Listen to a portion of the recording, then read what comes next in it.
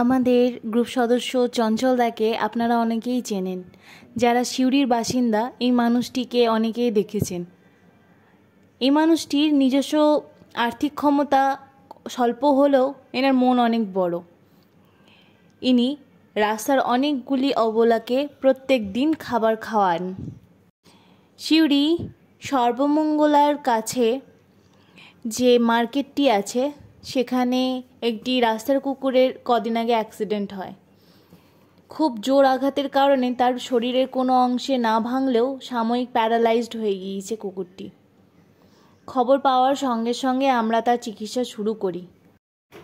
কুকুরটি একদমই দাঁড়াতে পারছে না বা উঠে বসতে পারছে না। আমরা আপ্রাণ চেষ্টা চালিয়ে যাচ্ছি ওকে সম্পূর্ণ সুস্থ করার জন্য। ফুল বডি প্যারালাইজড হয়ে যাওয়ার কারণে কুকুরটির পটি এবং ইউরিন স্বাভাবিকভাবে হচ্ছে না। গতকাল ওকে ডুজ করা হয়েছে এবং স্বাভাবিকভাবে খাবার খেতে না পারার কারণে শরীর ডিহাইড্রেট হয়ে যাচ্ছে। এই কদিন ধরে টানা ওকে আমরা স্যালাইন করে যাচ্ছি, প্রয়োজনীয় ওষুধ দিয়ে যাচ্ছি এবং ফিজিওথেরাপি করে যাচ্ছি। একটাই প্রার্থনা, বাচ্চাটি যেন সুস্থ স্বাভাবিক জীবনে ফিরে আসে। আপনাদের সকলের কাছে একটা অনুরোধ, ওর জন্য প্রার্থনা করবেন। আমার সম্পূর্ণ বিশ্বাস ভালোবেসে করা প্রার্থনা ওপরওয়ালাও শোনেন। প্রার্থনা করবেন ওকে যেন আমরা সুস্থ স্বাভাবিক জীবনে ফিরিয়ে আনতে পারি। আমাদের পক্ষে যতটা সম্ভব হচ্ছে বাচ্চাটিকে সুস্থ করার জন্য আমরা যে কোনো পরিস্থিতিতেই ওর চিকিৎসা চালিয়ে যাচ্ছি। আমাদের শেল্টার না থাকার কারণে আমরা সাধারণত রাস্তায় রেখেই স্পট ট্রিটমেন্ট করে থাকি। কুকুরটিকে রাখার একটা মোটামুটি ব্যবস্থা হয়েছে, সেখানে রেখেই ওর ট্রিটমেন্ট আমরা চালাচ্ছি। প্রার্থনা করবেন ও যেন সম্পূর্ণভাবে সুস্থ হয়ে ওঠে।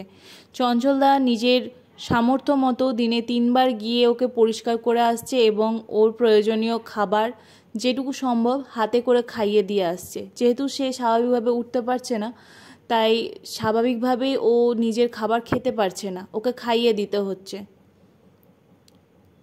প্রার্থনা করবেন চঞ্চলদা এবং আমাদের সকলের প্রচেষ্টা যেন সফল হয়, এই অসহায় অবলাটিকে যেন স্বাভাবিক জীবনে আমরা ফিরিয়ে আনতে পারি। আর একটাই অনুরোধ, একটু সাবধানে গাড়ি চালান।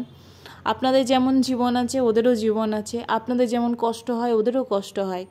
ওরা অবলা, ওরা বুঝতে পারে না, অনেক সময় রাস্তাতে চলে আসে, কিন্তু এটা আমাদের দায়িত্ব সাবধানে গাড়ি চালানোর। ধন্যবাদ আপনাদের সকলকে।